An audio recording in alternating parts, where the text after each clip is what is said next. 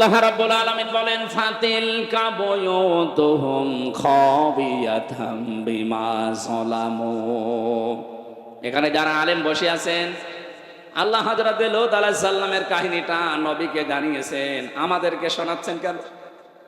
আল্লাহ যেন তার আঙ্গুল দিয়ে ভাবে দেখাচ্ছেন। ফাতিলকা বুয়ুতুহুম, বাইতুন না, বহু বচন দিয়েছেন। আল্লাহ বলেন এই সেই ঘরগুলো খাবিয়াতান, আমি জনশূন্য করে দিয়েছি, পরিত্যক্ত বানিয়ে দিয়েছি। বিমা যালামু, এই জালেমদের জুলুমের কারণে। কারণ যে জমিনে জুলুম করা হয় ওই জমিনটা পর্যন্ত আল্লাহর কাছে অভিশপ্ত হয়ে যায়। একটা কত বাস্তব 2024 5 আগস্টের বিকাল 5টা বাজতে বাজতে আল্লাহ মনে হচ্ছে আমাদেরকে চোখে আঙ্গুল দিয়ে দেখিয়েছে। কথা বলেন না কেন? আপনি একটু তাকিয়ে দেখেন, জালেমদের যত বাড়ি ঘর সারা বাংলাদেশে তো আমি ঘুরছি, 630টা থানার প্রায় জায়গায় আমার যাওয়া শেষ। আমি এই 3 মাস কয়েকদিনের ভেতরে ঘোরাঘুরি করে যা দেখলাম, জালেমদের কোনো বাড়ি এ দেশে আর নেই। আপনি আমার কুষ্টিয়ার দিকে তাকান, হানিফের বাড়ি, কুষ্টিয়ায় হানিফ সাহেবের বাড়ি কয়েকদিন আগেও আমি পাশ দিয়ে আসলাম, দেখলাম জাতীয় টয়লেট হয়ে গেছে। একবারে 4-5 জন করে যাচ্ছে, কেউ এদিকে কেউ এদিকে কেউ এদিকে কেউ এদিকে, মনে হচ্ছে জামাতবদ্ধ টয়লেট চলছে।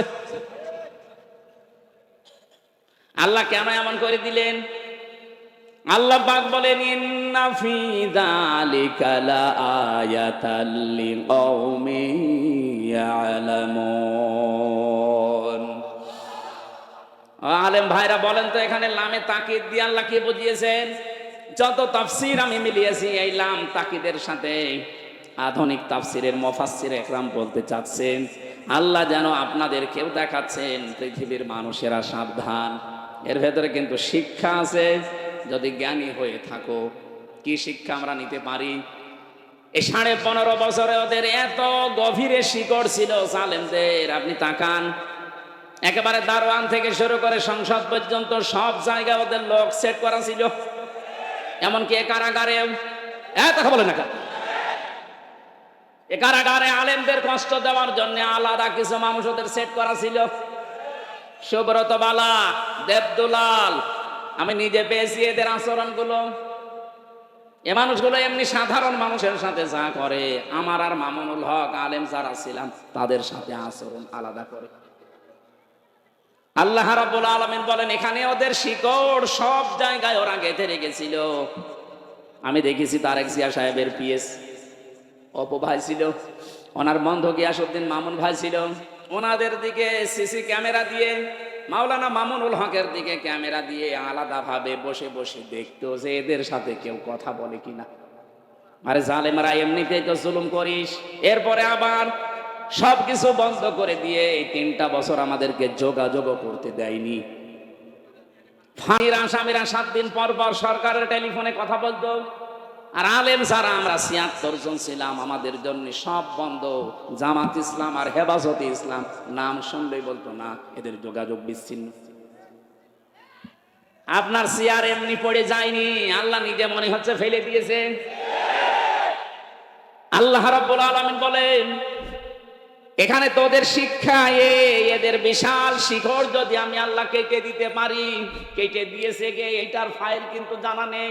এটা সূরা আনাম 7 নাম্বার পারার 12 নাম্বার পৃষ্ঠা 4 নাম্বার লাইনের 45 নাম্বার আয়াতের প্রথম অংশে আছে, ফাকুতিআ দাবিরুল কওমিল্লাযিনা যালামু, জালেমদের শিকড় কেটে দেওয়া হয়ে গেছে।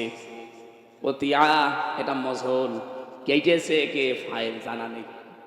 আপনি তাই দেখতে পাবেন 5 আগস্টের বিকাল 5টা বাজতে বাজতে জালেমদের বাড়ি ঘর, ওদের অফিস সবগুলো গুড়িয়ে দিয়েছে। কে ভেঙেছে?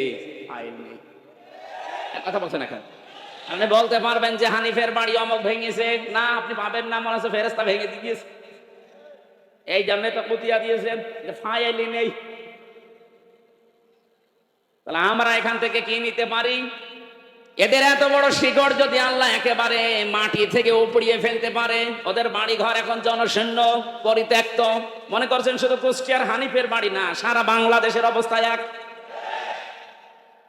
যেখানে যেখানে গেছি জালেমদের বাড়ি ঘরগুলো, আমি গত পরশু দিনও ছিলাম কিশোরগঞ্জে, এক জালেমের বাড়ি দেখলাম, ওইটাও জাতীয় টয়লেট। হানিফের বাড়ি তো 5-6 জন যায়, এখানে দেখছি 8-10 জন একসাথে যাচ্ছে। আমি একটা কারণ খুঁজে পেয়েছি আমার নিজের জীবন থেকে। হজে গিয়েছিলাম 16 সালে, কাবা শরীফ তাওয়াফ করার পরে আবার উপরে গেলাম, হঠাৎ দেখি পেটে যন্ত্রণা ব্যথা।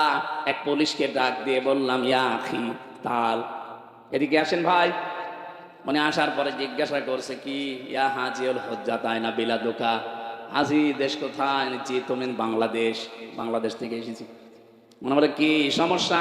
হ্যাঁ এখানে মুশকিল আছে, আমার পেটে ব্যথা। এখানে ফার্মেসি কোথায়? আমার বলছে ফার্মেসি লাগবে না, পেটে ব্যথা কেন টের পান না? না তো এ জায়গাটা তো আবু জেহেলের বাড়ি, আপনি এখনো পায়খানা না করে দাঁড়িয়ে আছেন, তাড়াতাড়ি করেন। পায়খানা করে দেখি আমার পেটের ব্যথা ভালো হয়ে গেছে। আমার তো মনে হচ্ছে জালেমদের যত বাড়ি বাংলাদেশে সবগুলো যেহেতু অভিশপ্ত, সবগুলো এখন উজাড় গৃহ, পরিত্যক্ত টয়লেট হয়ে গেছে। এদেশের মানুষের পেটে ব্যথা হলে প্রসাবের চাপ দিলে ওই জায়গায় যে কাজ করে। এরপরও যদি আপনার শিক্ষা না হয়, এই যারা আমাদের শিক্ষা নেওয়ার বিষয় কিন্তু এখনো বলিনি। আমাদের শিক্ষার বিষয় আগামীতে যারা দেশের দায়িত্বে আসবেন, যারা আসবেন, আপনি আর যাই করেন যেন জালেম হবেন না। কারণ এই শব্দটা ঘৃণিত শব্দ, আল্লাহর কাছে নিন্দিত।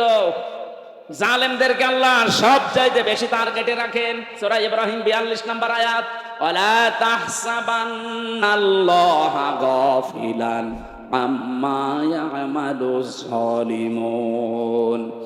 আল্লাহ পাক বলেন, কি মনে করেন হে নবী আমি জালেমদের কোনো খবর রাখি না? সব চাইতে বেশি খোঁজ খবর রাখি আমি জালেমদের ব্যাপারে। এই জন্য আমরা সামনে যারা আসি আমি আহ্বান জানাচ্ছি, খুব ভালোবাসি আপনাদের, সে যেই হোক, সামনে যারা চেয়ার পাবেন তারা আর যাই করেন বাংলাদেশে জুলুম করবেন না। এ জুলুম নিজের নফসের উপর থেকে শুরু, নিজের উপরও জুলুম করবেন না। নিজের উপরে জুলুম কি? অনেকের অর্থ সম্পদ, টাকা পয়সা, প্রভাব প্রতিপত্তি, ক্ষমতা হয়ে গেলে তখন পাপ কাজে পা বাড়ায়। এটা সূরা হুদের 9 নম্বর আয়াতে আল্লাহ দলিল দিয়েছেন, ওয়ালা ইন আযাকনাল ইনসানা মিন্না রাহমাতান সুম্মা নাযা'নাহা মিন ইন্নাহু লায়ায়ুসুন কাফুর। এই আয়াতের সারমর্ম এটা, কোন মানুষ যখন নিজের নফসের উপরে জুলুম আরম্ভ করে, হ্যাঁ আগে টাকা পয়সা প্রভাব প্রতিপত্তি ছিল না, অপরাধ করতে পারে নাই, এখন টাকা পয়সা অর্থ সম্পদের মালিক আল্লাহ বানিয়েছি, এখনো লাল পানি খায়, এখনো বাবা খায়। এই কথা বলছেন এখন? আমি কি বোঝাতে পেরেছি? তাহলে নফসের উপরে এটা একটা জুলুম। আপনি আজকে থেকে সিদ্ধান্ত নেন, আল্লাহ আমাকে যেখানেই তোলুক, আমি অন্তত আমার নফসের উপরে এখন থেকে আর জুলুম করব না। শরীরের উপরে মানুষ জুলুম করে, এই যে অনেকে নিজের শরীরের সাথে যারা জুলুম করি আমরা। ভারতের এই পিনাপ করা পত্রিকাগুলো যখন আসতো, আকাশ সংস্কৃতির নামে ওলট পালট সিনেমা, থিয়েটার, নভেল, নাটক, এগুলো দেখে নিজেকে কন্ট্রোল করতে না পেরে অনেকে হস্তমৈথুন করে নিজের যৌবন নষ্ট করে ফেলে। না এ গাজীপুরে নেই? আছে মানে এই যে হারবালের পোস্টার, তার প্রমাণ। India herbal, Kolkata herbal. ও ছাতা দিয়ে কি হবে? আপনি তো আগেই মেশিন শেষ করে ফেলেছেন। ও বলছে ঠিক, তার মানে ও মনে হয় শেষ না। এটা আপনি শরীরটা শেষ করলেন। আপনি কি জানেন ৭০ ফোঁটা রক্ত দিয়ে 1 ফোঁটা বীর্য তৈরি হয়? আপনি কোন কারণে এগুলো দেখবেন আর করবেন? আজকে থেকে তাওবা করে ফিরে আসা লাগবে। এই মোবাইলে এমন দৃশ্য রাখা যাবে না যেটা নিজে দেখলে আনন্দ পান, অন্য দেখলে লজ্জা পান। এরকম দৃশ্য নেই। যাদের মোবাইলে আছে এই মুহূর্তে ডিলিট করা লাগবে। করেন, তাড়াতাড়ি করেন। এখন যদি আপনি মোবাইল বন্ধ হয়ে যায়, ডিলিট করতে পারছেন না, বাড়িতে যেটা নিজে দেখলে আনন্দ পান, অন্য কেউ দেখলেই লজ্জা পান, এমন দৃশ্য থাকলেই ডিলিট করবেন। কারা কারা হাত তোলেন? ওরে আল্লাহ রে, হাত মান। মুরব্বী মানুষ 2 হাত তুলিস। কি আছে আপনার মোবাইলে? নাউজুবিল্লাহ মিন যালিক। যুবক মানুষ হাত তুললে তো মারা যায়। আপনি আমার দাদার বয়সী, আর আপনি 1 হাত না তুলে 2 হাত তুলেছে, মনে হচ্ছে ওর মোবাইলে সব মমতাজ ভরা। না, এসব রাখা যাবে না ভাই।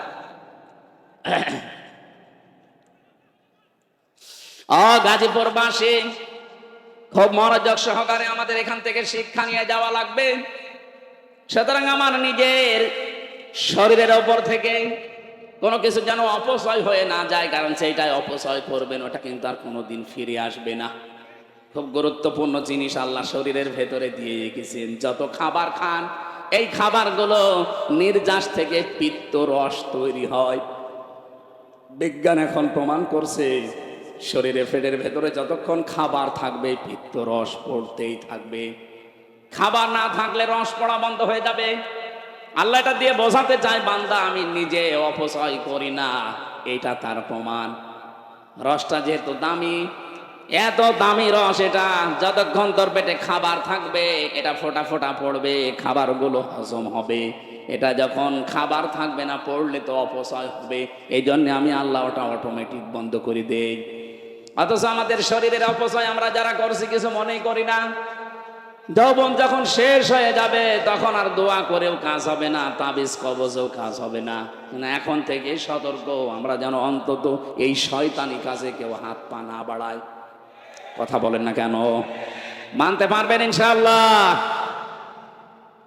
তাহলে আমরা আজকে থেকে শিক্ষা নিয়ে গেলাম, জালেমদের প্রতি যেহেতু আল্লাহর সবচাইতে বেশি টার্গেট, আর নিজে আল্লাহ মামলা দায়ের করবে, নিজে মামলা দায়ের করবে জালেমদের বিরুদ্ধে। এটা সূরা শুরা 25 নম্বর পারা 6 নম্বর পৃষ্ঠা 13 নম্বর লাইনের 42 নম্বর আয়াতে আছে, ইন্নামাস সাবিলু আলাল্লাযীনা ইয়াযলিমুনান নাস। আল্লাহ পাক বলেন, অবশ্যই আমি আল্লাহ মামলা দায়ের করব কিয়ামতের ময়দানে জালেমদের বিরুদ্ধে। মামলার বাদীকে আপনি কি টের পাচ্ছেন কি বলছি? মামলার বাদী যত বড় হয় মামলা তত কঠিন হয়। আমার যিনি মামলা দিয়েছিল, যদি এরকম সলিমদ্দি কলিমদ্দি কেউ দিত, 3 দিনও আমার আটক রাখতে পারতো না। কয় টাকা নেবে, টাকা দিয়ে বের হয়ে চলে আসতাম। তো মামলার বাদী এমন তো টাকা পয়সার দরকার না, ওকে আটকিয়ে রাখবে, এই ধান্দা ছিল তার। এই জন্য মামলার বাদী যেহেতু বড়, আমার মামলাও এরকম কঠিন ছিল।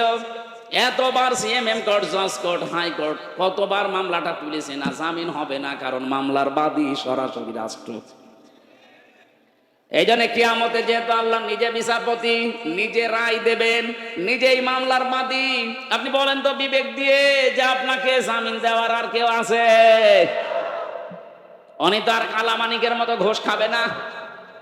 কে কালামানিক নামে একজন বিচারপতি, একটা অবৈধ বিচারপতি ছিল। ওরা বিচারপতি বললো অন্য বিচারপতির সম্মান হানি হয়, ও চেয়ারটাই পুরা নষ্ট করে ফেলেছে। জনগণ এত রাগ ছিল তার উপরে, কলা পাতায় শুয়েছিল, বিসি উড়ে গেছে। বিসি উড়ে গেছে। ওর এখন বউ ঠেকে কিনা আল্লাহ জানে। আমার হয় এই ছেলে আছে কাশিমপুর হাই সিকিউরিটি 4 নম্বরে আছে, আল্লাহর ওলি মনে হয় বসে বসে শুনতেছে। শুনতেছে, যদি শুনেই থাকে ভালো করে শোনেন। আপনি বেরিয়ে দেখবেন আপনার বউ আল্লাহ রাস্তায় চলে গেছে, কারণ আপনার কারণে বহু মানুষ তার স্বামীকে হারিয়েছে। কথা বলেন না কেন? বিচারে হাজার হাজার মানুষকে জেল খাটিয়েছে, হাজারো মানুষের জীবন নষ্ট করে দিয়েছে। যার যতটুকু কাজ কারবার আল্লাহ কিন্তু অতটুকু তার উপরে তুলবে। আপনি মনে করবেন না আল্লাহ গাফেল, আল্লাহ ছাড় দেয় কিন্তু ছেড়ে দেয় না। ইন্টারনেট বন্ধ করে যেই লোকটা হাজার হাজার মানুষকে প্রতিবন্ধী করে বানিয়ে রেখেছিল ঘরে, হাজারো মানুষকে অন্ধকারে হত্যা করেছে, এই ছেলে আছে, এই 4 নাম্বার ছেলে আছে এখন হাই সিকিউরিটিতে। বলছে আমার কমোট লাগবে। তোর কমোট? আলেমদেরকে ধরে মাটিতে শুয়ে রাখতো, আর ওর কমোট লাগবে? আমি মন্ত্রী ছিলাম, আমি এমপি ছিলাম। কিসের মন্ত্রী? 2008 থেকে 24 সাল পর্যন্ত যারা নির্বাচনের নামে প্রহসন করে এমপি মন্ত্রী হয়েছেন, এগুলো এমপি মন্ত্রী বলা জায়েজ নেই। যত টাকা ভাতা নিয়েছেন এই কয় বছরে সব ফেরত দেওয়া লাগবে। কিসের মন্ত্রী আপনি? এতটুকু এখন থেকে বলা যায় সাবেক চোর। সাবেক চোর, সাবেক ডাকাত, এটা বলবেন, অসুবিধা নেই। কারণ এরা ভোট ডাকাত, এরা ভোট চোর। কথা বলেন না কেন? আর যেন কোনোদিন এই ডাকাত, এই চোরগুলো ঘুরে দাঁড়াতে না পারে। দরকার হয় সারা বাংলাদেশের সব জায়গায় ছবি মেরে দেবেন, এগুলো ভোট চোর, এগুলো ভোট ডাকাত।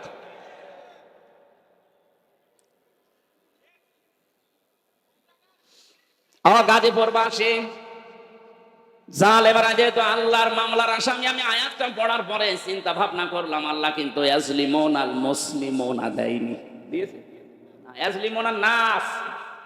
আল্লাহ বলেন শুধু মুসলমানদের উপরে যারা জুলুম করবে তারাই কিন্তু আল্লাহর মামলার আসামি না, যারা মানুষ হয়ে মানুষের অধিকার নষ্ট করে তাদের উপরে জুলুম করে ওরা আল্লাহর মামলার আসামি। আজকেও দেখলাম ভারতে সংখ্যালঘু নির্যাতন চলছে, এমনকি আমাদের কলিজার সবচাইতে দামি জায়গা যেটা মসজিদ সেইটা ভেঙে দিচ্ছে।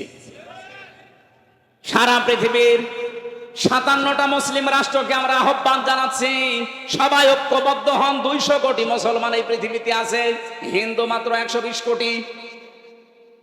খ্রিস্টানদেরকেও বলবো আপনাদের মেয়েকেও ইন্ডিয়ার বুকে ওরা ন্যাংটা করে উলঙ্গ করে হাঁটিয়েছে। কথা বলে না কেন? এই মুশরিক আর ইহুদিরা এরা তামাম দুনিয়ার মানবতার শত্রু, এরা মানুষ না। তামাম দুনিয়াতে এতদিন জানিয়েছে যে বাংলাদেশে সংখ্যালঘু নির্যাতন হয়, অথচ তাদের দেশে আর সংখ্যালঘু মুসলমানের অনিরাপদ। তাদের ইবাদত খানাগুলো ভেঙ্গে বলছে এখানে মন্দির ছিল, নাউজুবিল্লাহি মিন যালিক। আমরা ঢাকার স্বামীবাগের ইসকন মন্দিরকে যদি এখন দাবি তুলি যে 500 বছর আগে এটা মসজিদ ছিল, নেন ঠেলা ভেঙে দেবো এখন। আজ পর্যন্ত বাংলাদেশে কোন মন্দির ভেঙে মসজিদ বানিয়েছে ইতিহাস আছে? বলেন কোন কারণে আল্লাহর ঘরে হাত দিচ্ছে? একবার আপনার দাদারা কাবা শরীফে হাত দিয়ে একেবারে কাশ্মীর মাকুল হয়ে গেছে। আমার তো মনে হচ্ছে ভারতেও আল্লাহর ঘর মসজিদ গুলো যেভাবে ভাঙা হচ্ছে, আল্লাহ না জানে আবার আবাবিল পাঠিয়ে দেয় কিনা। আমাদের ইমানের দাবি এখন সারা বিশ্বের 200 কোটি মুসলমানের ভারত বয়কট করা লাগবে। কোনো দরকার নেই ওদের, ওরা এখন কান্নাকাটি অলরেডি আরম্ভ করেছে। আজকে ওদের পেঁয়াজ ওদের আলু সব বর্ডার পৌঁছে যাচ্ছে, নেমে পড়েছে অলরেডি তারা রাজপথে। যে একজন এই উশৃঙ্খল একজন বেয়াদব মানুষের কারণে আজ আমরা অনেক মানুষ না খেয়ে মরছি। আমাদের দেশকে তামাম দুনিয়ায় কালার করার জন্য বলে এই দেশে হিন্দু মুসলমান দাঙ্গা। কিসের দাঙ্গা? এই যে সৌহার্দ্য পরিবেশে এই দেশে বাস করি আমরা, পৃথিবীতে কোন দেশে এমন মসজিদ নেই। বিশ্বের বহু দেশ তো ছোট বয়সে ঘুরলাম, কই এত সুন্দর সাম্প্রদায়িক সম্প্রীতি নিয়ে বাস করার দেশ পৃথিবীতে নেই। তারা পালিয়ে গেছে, ওরা তো বসে নেই। আমি এই দেশে যে দ্বিতীয়বার স্বাধীন হওয়ার পরে সিঙ্গাপুর, মালয়েশিয়া এই সমস্ত দেশগুলোতে মাহফিলে গিয়েছিলাম। যে হোটেলে উঠে হোটেল থেকে নামার পরে দেখে দুইজন শয়তান, কি গো ও আগে যে বসে আছে, ও মনে হয় ভাব দেখেই পালিয়েছে। ওরা ঘরে বসে বসে গুটি চালতেছে। আপনার এই ষড়যন্ত্রের ফাঁদে পা দেবেন না, তাহলে কিন্তু গোপালগঞ্জের মতো পেছনে বাঁদরের মতো লাল হয়ে যাবে। ষড়যন্ত্রের ফাঁদে পা দিয়ে কি লাল হয়েছে দেখেননি? এমন পিটানো পিটিয়েছিল আর্মিরা। ওই কয়েকদিন কেউ গোপালগঞ্জ থেকে ঢাকায় যদি আসে, বসে আসলে 300 টাকা, দাঁড়িয়ে আছে 1000 টাকা। আপনি এখনো ওই ফাঁদে পা দেওয়ার জন্য ধান্দায় আছেন, আপনি টের পাচ্ছেন বাস্তবতা কোথায়? আর ওদের এক সাংবাদিক কয়েকটা আছে, তার ভেতরে যে মলম বিক্রেতা একজন, এই হকার সাংবাদিক ময়ূখ রঞ্জন, এরে মনে হয় 50 জন মিলে জন্ম। তাছাড়া তো এরকম উল্টা পাল্টা কথা একটা দেশ নিয়ে বলা সুস্থ মানুষের দ্বারা সম্ভব না। কথা বলেন না কেন? খালি ও আজে বাজে কথা ওর মুখ দিয়ে বের হয়। এখন শুনছে নাকি চট্টগ্রাম নিয়ে নেবে। আরে ভাই, চট্টগ্রাম নিয়ে নেবেন মানে আপনি কি যৌতুক চান? আর মেয়ে তো পালিয়ে গেছে, যৌতুক কিসের? পালানো মেয়ের আবার যৌতুক আছে? হ্যাঁ, পালানো মেয়ের যৌতুক কিসের? বিয়েই তো মানি না, কারণ যার সাথে গেছে ও তো ফুল হাতা, আর আমাদের হাফ হাতা। ফুল হাতার সাথে হাফ হাতা চাই? আমি এই শব্দটা শুনেছিলাম এই জেলে আসার পর। এখানে যে জেলার ছিল দেবদুলাল, ওটা হচ্ছে ফুল হাতা। ও যেই দিনই আসতো জনগণ বলতো ওই ফুল হাতা আসতেছে। ওই তখন বুঝলাম যে ও ফুল হাতা কি আর হাফ হাতা কি।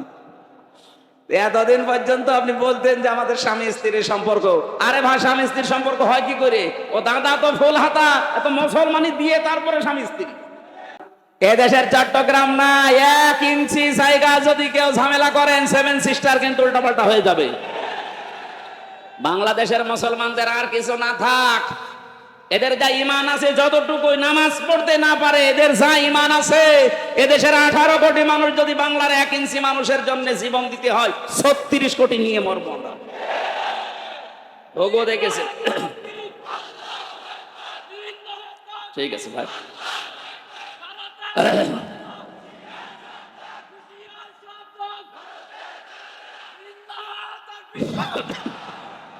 ঘুঘু দেখেছেন আপনারা? ঘুঘুর ফাঁদ দেখেননি? 57টা মুসলিম রাষ্ট্র কিন্তু সব এখন এক হয়ে যাচ্ছে। আপনারা এই দুর্বিসন্ধির কারণে, ষড়যন্ত্রের কারণে শেষে বিপদে পড়বেন। আমরা আপনাদেরকেও ভালোবাসি। ভারত আমাদের শত্রু না, কারণ সেখানে আমাদের মুসলমান ভাইরা আছে। কিছু উগ্র আছে, এদের কারণে দেশটা ধ্বংস হয়ে যাচ্ছে। আপনারাও সোচ্চার হবেন, আগামীতে কোনো উগ্র যেন চেয়ারে বসতে না পারে। মানুষ হয়ে বসুক, অসুবিধা নেই। এই জন্য যারা মানুষের উপরে আজ তাদের অধিকার নষ্ট করে দিচ্ছেন, ধর্মীয় প্রতিষ্ঠানগুলো আপনি ভেঙে দিচ্ছেন। আপনি মানুষ। গোবিন্দ পরামানিক পর্যন্ত আজকে এই বিবৃতি দিয়েছে যে এটি শুরু করেছে। বাংলাদেশে তো কোনো মুসলমান হিন্দুদের কোনো মন্দির ভেঙ্গে মসজিদ বানিয়েছে আমরা তো দেখি না, প্রমাণও নেই। আপনারা কি শুরু করেছে? তাম দুনিয়া থেকে আজ ঘৃণা জানাচ্ছে। লজ্জা নেই তো ঘৃণা করবে কি? লজ্জা তো থাকে ইমানদারের। আল হায়াউ শুবাতুম মিনাল ঈমান। লজ্জা নেই, ঈমান নেই। ওর তো ঈমানই নেই, তো লজ্জা থাকবে কি করে? আমার ভাইরা, আমি যেহেতু আয়াত পড়েছিলাম, জালেমরা আল্লাহর মামলার আসামি, সুতরাং 15.5 বছরে যারা জুলুম করেছেন, আপনি আর যাই মনে করেন, আপনি কিন্তু আল্লাহর মামলার আসামি। বলেন, 1628 জন মানুষ ছিল এই বাংলাদেশের দায়িত্বে। এই 1628 জন মানুষই আমি মিলিয়ে দেখেছি, এরা প্রত্যেকেই হয় জালেম না জালেমের দোসর। এই কথা বলে না কেন? যারা জালেম, জালেমের দোসর, এরা সরাসরি মামলার আসামি। কার?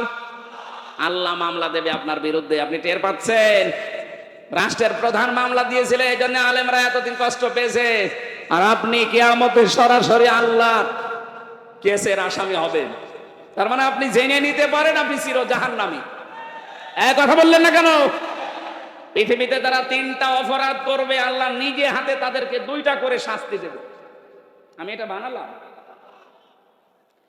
এটা সূরা ফুরকানের ভেতরে আছে 68 নাম্বার আয়াত। ও গাজীপুরবাসী, মনের খাতায় আজকে নোট করে নিয়ে যাবেন, যেহেতু এই আয়াতটা এখন খুব দরকার, এই জন্য বলছি। আবার বলছি, যারা দুনিয়ায় 3টা অপরাধ করবে তাদেরকে আল্লাহ নিজে ডবল শাস্তি দেবে। কয়টা?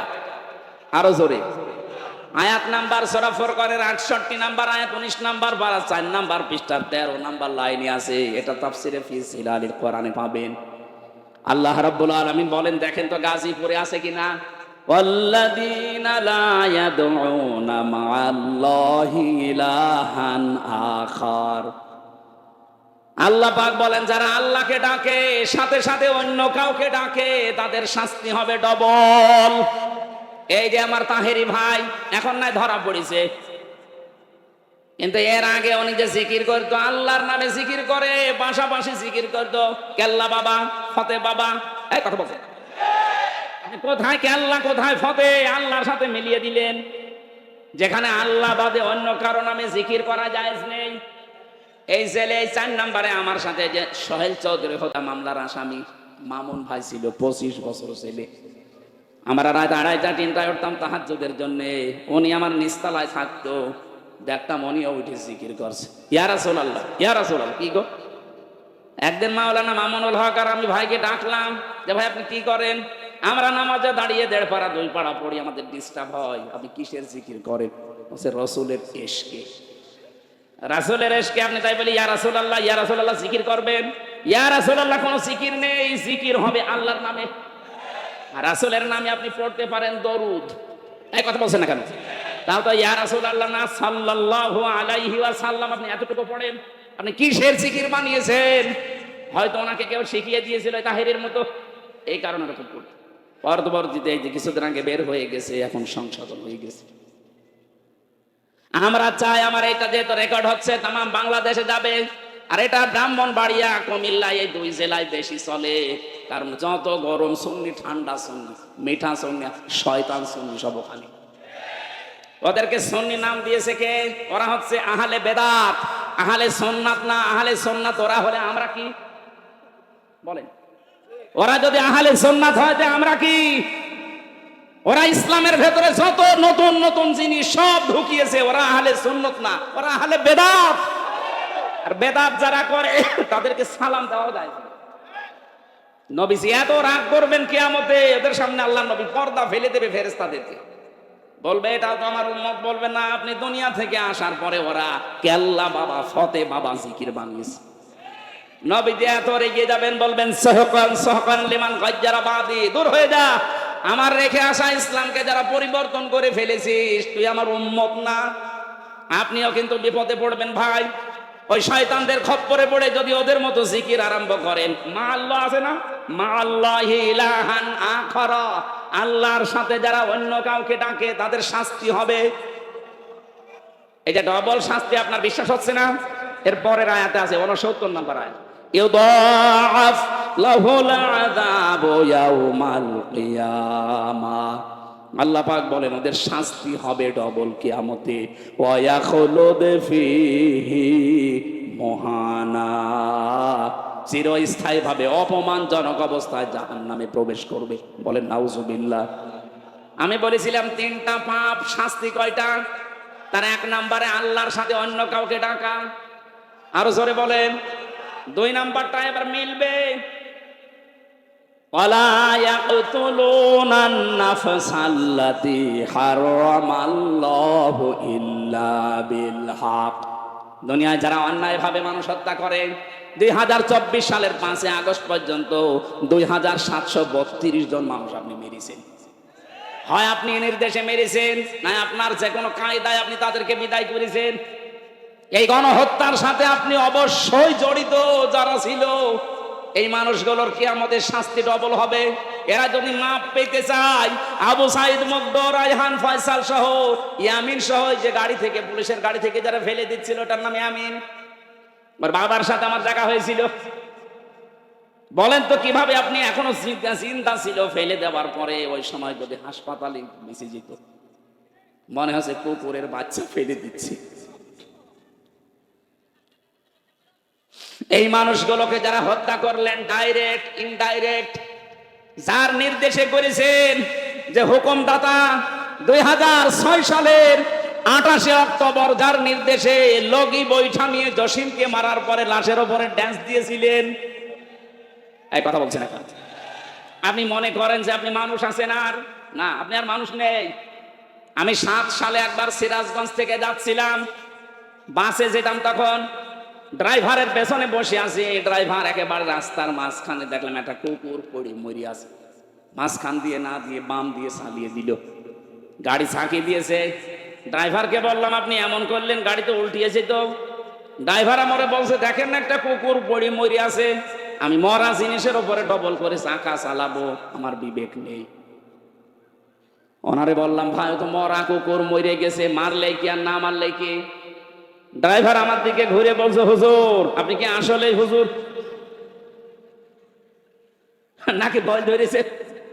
কিসের হুজুর আপনি? আপনি দেখেন যে একটা মরা জিনিস পড়ে আছে, আমি ডবল করে চালিয়ে দেবো। ও হোক কুকুর, ও তো একটা প্রাণী, আল্লাহর সৃষ্টি, একটা মরা জিনিস কুকুর, তারপরও ওই লোকটা মারতে চায় না ডবল করে। বললাম নাম কি? হিন্দু একটা নাম বলল।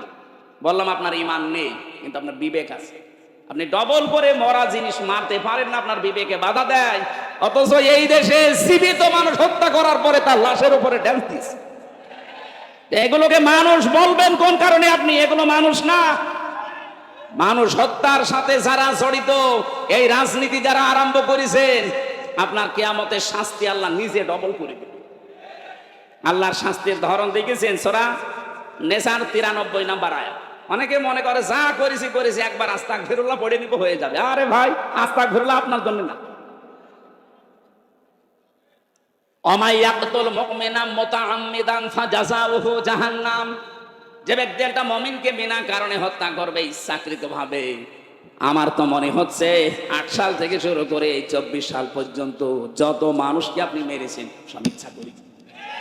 বিডিআর এর 57 জন অফিসার, এখানে আমার সাথে প্রায় 900 জন বিডিআর ছিল। আমার তো মনে হয় 900 জনের ভেতরে প্রায় সব নিরপরাধ। ওদের মাথায় কোরআন শরীফ তুলে দিয়ে যদি বলেন সত্য কথা বলেন, ওরা সত্য কথা বলবে।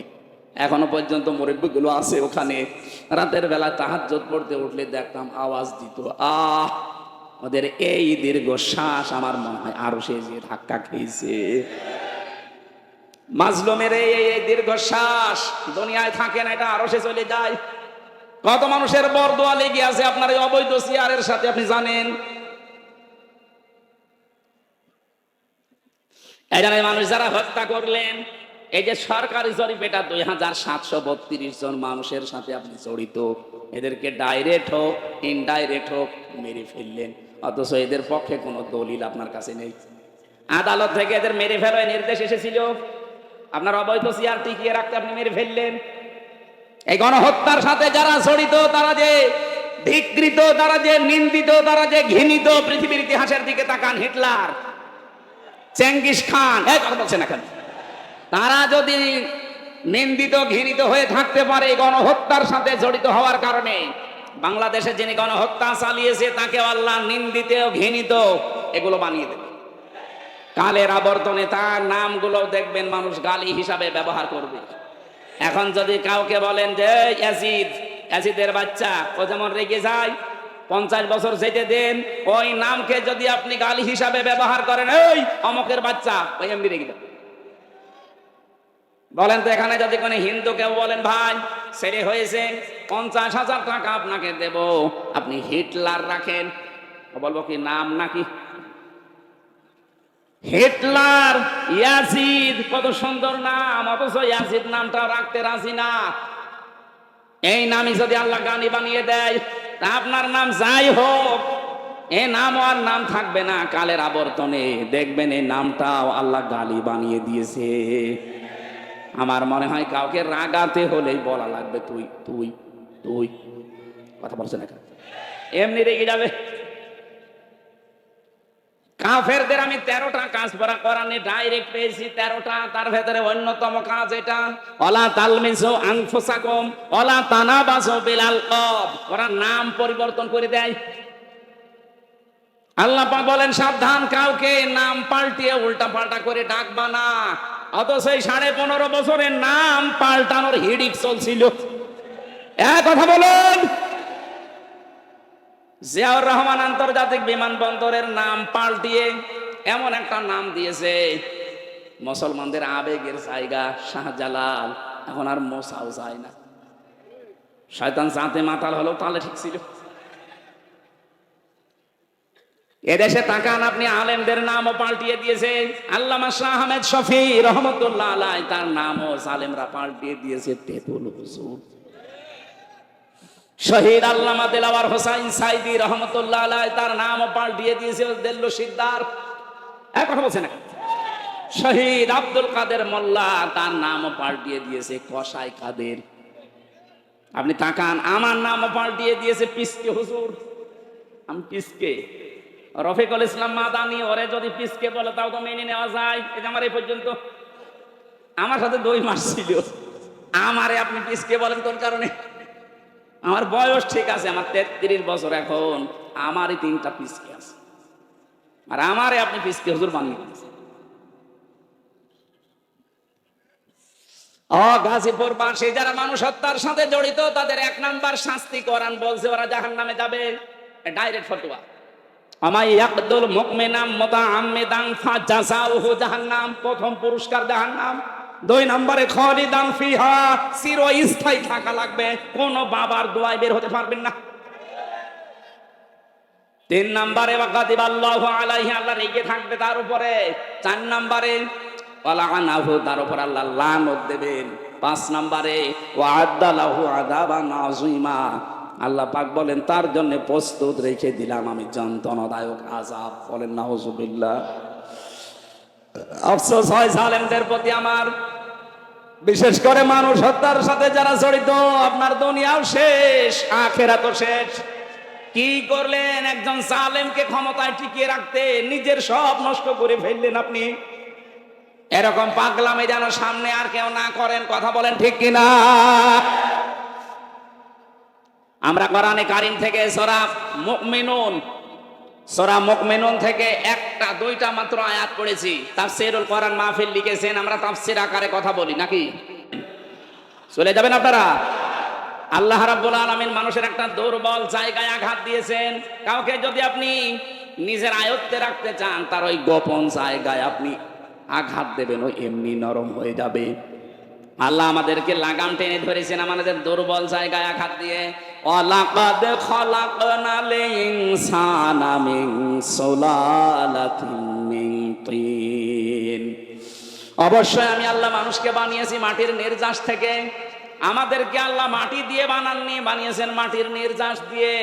একজনকেই তিনি মাটি দিয়ে বানিয়েছেন, তিনি আমাদের আদি পিতা হযরত আদম আলাইহিস সালাম। সূরা রহমানের ভেতরে আছে মিন সালসালিন কাল ফাখর, শুকনা ঠনঠনে মাটি দিয়ে আমি আদমকে বানিয়েছি।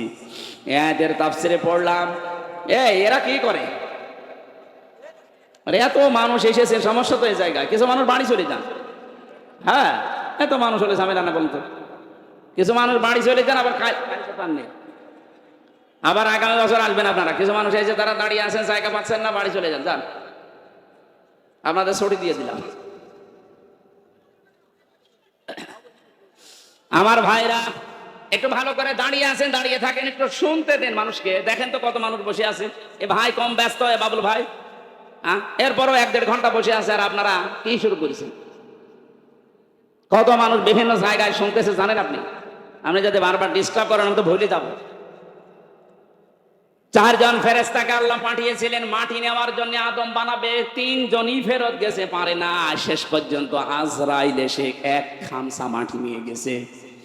তাফসীরে মুনিরের ভেতরে পেয়েছি, হযরতে আজরাইলের 1 খামসা মাটির ভেতরে ছিল 40 মণ মাটি। আল্লাহ রাব্বুল আলামিন ফেরেশতাদেরকে আদেশ দিলেন, এর বডি বানাও।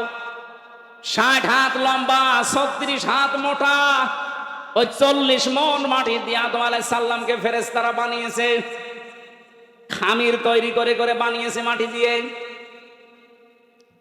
রব্বুল আলামিন বলেন, বডি যখন তৈরি করা শেষ, তখন আমি আল্লাহ নিজের এই কুদরতি হাত দিয়ে আদমের এই মুখমণ্ডলটা বানালাম। লাকাদ খলাকনাল ইনসানা ফি আহসানি তাকওয়িম। সবচাইতে সুন্দর, এই জন্য মানুষের এই চেহারাটা এত সুন্দর করে আমি আল্লাহ এখানে লেপন দিয়েছি, এত সুন্দর করে সাজিয়েছি। পৃথিবীর কোন সৃষ্টিকে এত সুন্দর করে আমি বানাইনি। আপনি মানুষের চেহারার দিকে তাকিয়ে দেখেছেন কত সুন্দর? সুন্দরী মানুষকে দেখে অনেকে ক্ষুধা পর্যন্ত মিটে যায়। আমাদের নবী মুহাম্মদুর রাসূলুল্লাহ হযরত ইউসুফ নবী আলাইহিস সালাম, তাদের চেহারা দেখে মানুষ না খেয়ে থাকতে পারত। হাত কেটে ফেলেছে, টের পায়নি চেহারা দেখে। সুবহানাল্লাহ বলতে পারেন? ওই জামানার মিশরের মেয়েরা বলেছিল, হাদা মালাকুন কারীম, এটা মানুষ না, এটা সম্মানিত ফেরেশতা। পৃথিবীতে মেয়েদেরকে আল্লাহ এত সুন্দর সুন্দর করে বানিয়েছেন। আমাদের আদি মাতা হযরত আদম আলাইহিস সালামের স্ত্রী, আমাদের মা যিনি হযরত হাওয়া আলাইহিস সালাম, পৃথিবীর বিশ্ব সুন্দরীর তালিকায় তার নাম। তাফসিরে কাবীরের ভেতরে দেখবেন এত সুন্দর বর্ণনা আছে, হযরত হাওয়াকে আল্লাহ এত সুন্দর করে বানিয়েছিলেন।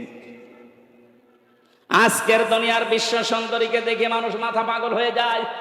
হাওয়া আলাইহিস সালাম তাদের তুলনায় 100 ভাগ সুন্দর ছিল। কথা বলে না কেন?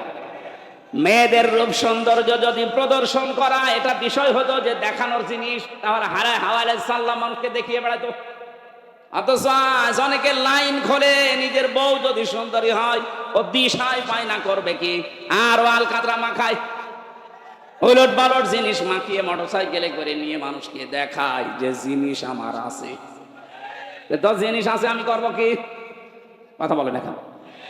সম্মানিতা মা বোন যারা এসেছেন, আপনার সৌন্দর্য, আপনার সাজগোজ, আবার বলেন, আপনার সৌন্দর্য, আপনার সাজগোজ এটা শুধু আপনার স্বামীর জন্য।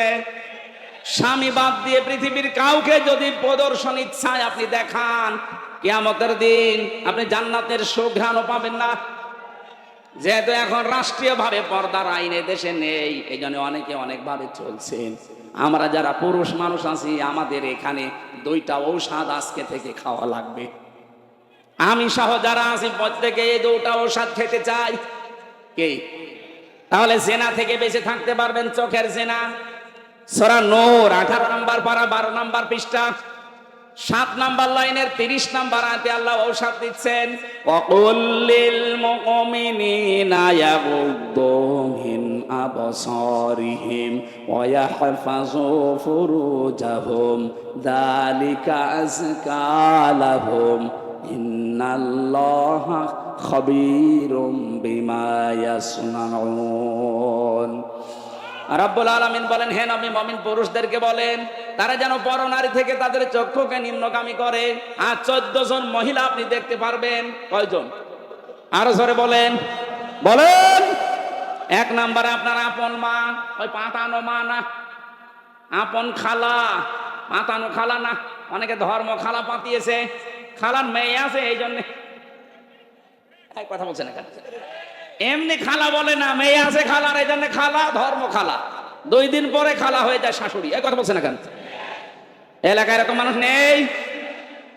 এখনো কাদের ধর্ম খালা আছে হাত তোলেন তো। ও এই একজনের। ও মনে হয় খালার মেয়ের সাথে গল্প করছে।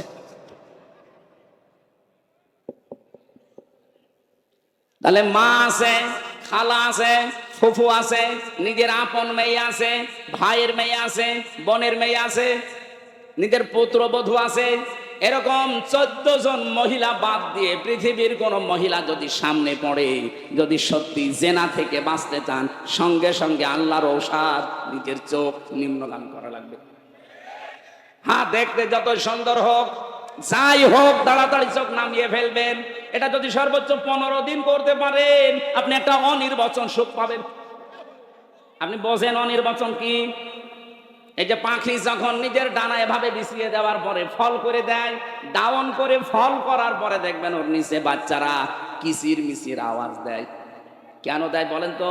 কারণ এই পরগুলো এত মোলায়েম, এত সফট, এত কোমল, এত নরম, একটার সাথে যখন আর একটা লেগে যায়, আল্লাহ কোরআনে উদাহরণ দিয়েছেন, অখফিদ লাহুমা জানাহাদ-দুল্লি মিনার রাহমা। এই যে জানাহুন মানে ডানা, জানাহুন মানে কি? আল্লাহ ডানা পাখির কাছ থেকে ধার করে আমাদের লাগিয়ে দিচ্ছেন, যে দুনিয়ার বান্দা বান্দিরা, তোর মার বাবার জন্য তোর ডানাটা এভাবে বিছিয়ে ধর। শুধু বিছিয়ে ধরবি না, ফল করে দিবি। অখফিদ না মানে ডানা ডাউন করার পরে ফল করে দেওয়া। আল্লাহ হেলিকপ্টারের ডানা, প্লেনের ডানা, আমাদের নিজেরও ডানা আছে। ডানা না হাত, এই হাতের কথা নিজের না এদন কেন জানাহুন দিলেন? কারণ আমাদের হাতের ভেতরে নরম কিছু নেই, সবই শক্ত হাড়। কথা বলেন না কেন?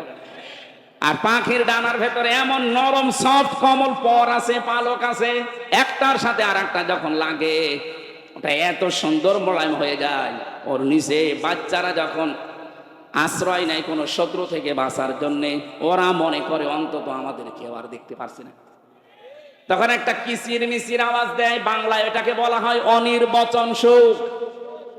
আপনি যদি 15 দিন আপনার চোখকে কন্ট্রোল করে রাখতে পারেন, ওই 14 জন মহিলা বাদ দিয়ে দুনিয়া যেই পড়ুক সামনে, চোখ নিম্ন, আপনি 15 দিন আমল করে দেখেন, আল্লাহর কসম আপনি একটা অনির্বাচন সুখ পাবেন। 2 নম্বরে আপনার লজ্জা স্থানের হেফাজত করা লাগবে। নিজের জায়েজ স্ত্রী বাদ দিয়ে পৃথিবীর কোন নারীর সাথে অবৈধ কাজ করা যাবে না। শুধু যাবে না, যাবেই না, শেষে হসাইয়া ইল্লা আলা যাওয়াজিহিম আও মা মালাকাত আইমানুহুম ফাইন্নাহুম গায়রু মালুমিন। নিজের জায়েজ স্ত্রী বাদ দিয়ে আর ডান হাতের কামাই যেটা বাদি, এটার নিয়মটা আছে, কিন্তু এই নিয়ম সব জায়গায় প্রযোজ্য না। আমরা শুধু জায়েজ স্ত্রীটা ধরি, নিজের জায়েজ স্ত্রী বাদ দিয়ে পৃথিবীর কোন নারীর সাথে, এই যে বিবাহের ক্ষেত্রে যেটা মানুষ করে, এ কাজ জীবনেও করা যাবে না, না করা যাবে না। সুতরাং লজ্জাস্থান আজকে থেকে হেফাজতের দায়িত্ব যদি আপনি দিতে পারেন, যে আল্লাহ আমি গ্যারান্টি দিলাম আমি পারবো, আপনার লজ্জাস্থান আর মুখের হেফাজত, আল্লাহর নবী বলেন তোকে আমি জান্নাতে পৌঁছিয়ে দেবো, আমি গ্যারান্টি দিলাম। আপনি শুধু এই 2টা গর্তের, মুখের আর লজ্জাস্থানের এই 2টা গর্তের হেফাজতের দায়িত্ব নেবেন, আপনাকে আল্লাহর নবী জান্নাতে দিয়ে আসার দায়িত্ব নিচ্ছেন। সুবহানাল্লাহ বলতে পারো? আমরা এই গ্যারান্টি নিতে পারবো না আজকে থেকে। জেনা থেকে বাঁচতে হলে এর চাইতে মহা ঔষধ আর নেই, আল্লাহর নিজের বানানো ঔষধ। এটা নারীর ক্ষেত্রে, পুরুষের ক্ষেত্রে। পুরুষেরটা প্রথম দিয়েছেন, নারীরটা 31 নম্বর আয়াতে আছে।